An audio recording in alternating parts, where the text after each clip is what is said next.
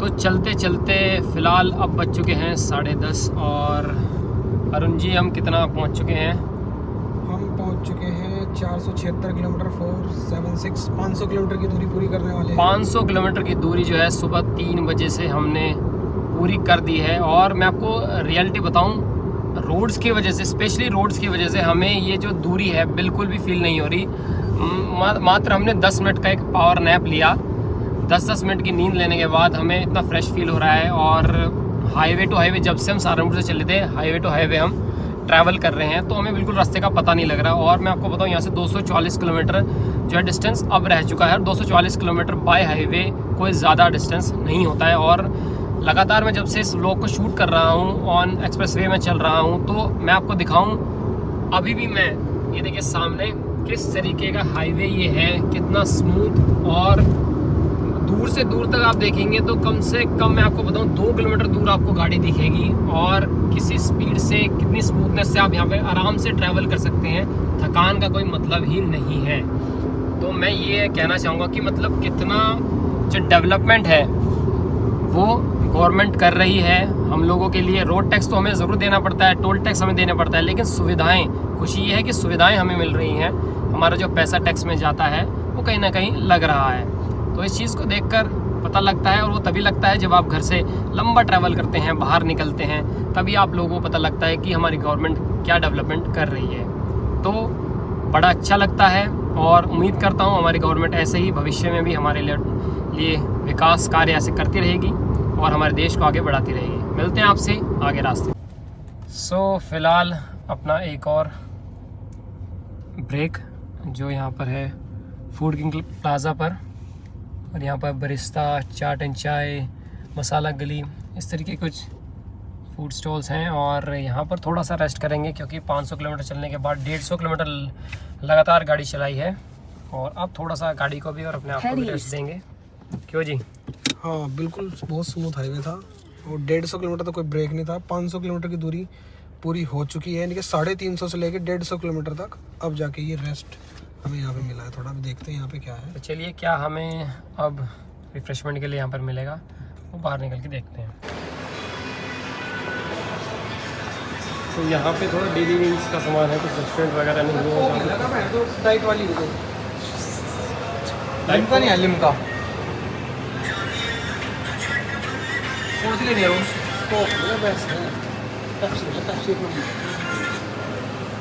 Empire Fanta नहीं है, Fanta रखी है। तो कौन सी लेगा?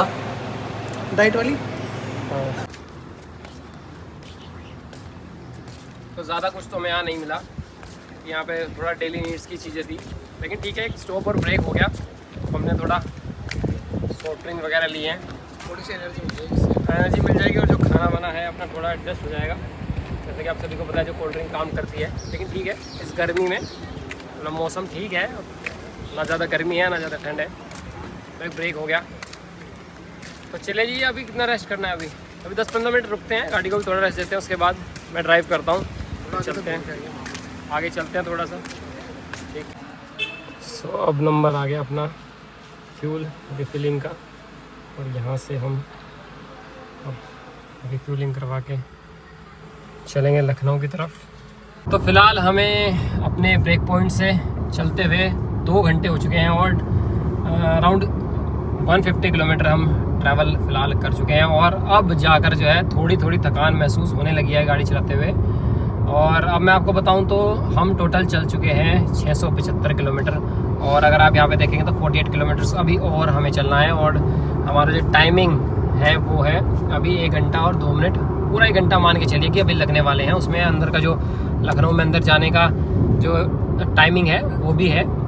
और मैं आपको बताऊं, जहाँ पे हम हाईवे में चल रहे हैं, जगह हाईवे की तारीफ तो मैं शुरू से कर ही रहा हूँ। अगर लेफ़्ट साइड में आपको दिखाऊंगा एक चीज़ जो मैंने खुद यहाँ पर आके नोटिस करी है, आपको दिखाऊं तो हम पीछे से रास्ते से आ रहे थे, थोड़ा ये पूरा जो है इलाका उसमें मैं कहूँगा तो थोड़ा बैकवर्ड टाइप है। क्योंकि यहाँ पर हम देख रहे थे बारिश से जो है पहाड़ के हालात बहुत ज़्यादा बन गए थे, और लोगों के जो घर हैं, जो उनके पशु हैं, और जो उनकी सड़कें हैं, सारी खेत और सब्जी जो उगाते हैं, वो सब पानी में डूबे हुए थे।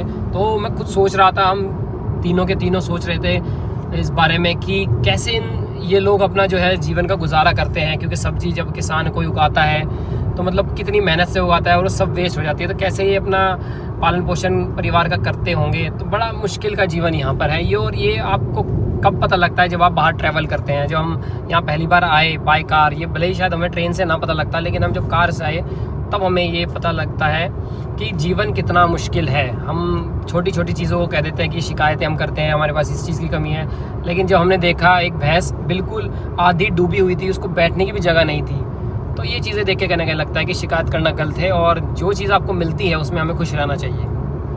तो चलते हैं अब लखनऊ और डायरेक्ट आपको वहीं दिखाते हैं। सो फाइनली हम पहुंच चुके हैं लखनऊ, और आप ये देखेंगे तो यहाँ पर हमारे राइट हैंड साइड में मिलेगा आपको लखनऊ सिटी का बोर्ड, और अयोध्या का बोर्ड भी लगा हुआ है जो यहाँ से है 150 किलोमीटर्स। तो अपनी जो डेस्टिनेशन है फ़िलहाल रह गई है यहाँ से सिर्फ 19 किलोमीटर और टाइम लगेगा 37 मिनट। और अब चलते हैं फाइनली, लंबे सफ़र के बाद हम पहुँच चुके हैं अपनी डेस्टिनी पर, और दिखाता हूँ आपको हम कहाँ जा रहे हैं। ठीक है, फिर मिलते हैं आपको वहीं पर। सो हेलो एवरीवन, फाइनली हम पहुंच चुके हैं लखनऊ, और लखनऊ में जहां अपना स्टे है वो है होटल द सेंट्रम, जहां पे फ़िलहाल आज का अपना स्टे रहने वाला है। ये पूरा अपना रूम है जहां पे आप देखेंगे जो अपने तीनों पार्टनर्स हैं वो रेस्ट कर रहे हैं, अपने अपने मोबाइल फ़ोन्स में बिजी हैं। तो आज का जो अपना स्टे है यहीं पर रहने वाला है। और मैं आपको जो मैंने आपको बताया था कि पर्पस क्या है अपना यहाँ आने का, वो मैं आपको नेक्स्ट व्लॉग में बताऊंगा।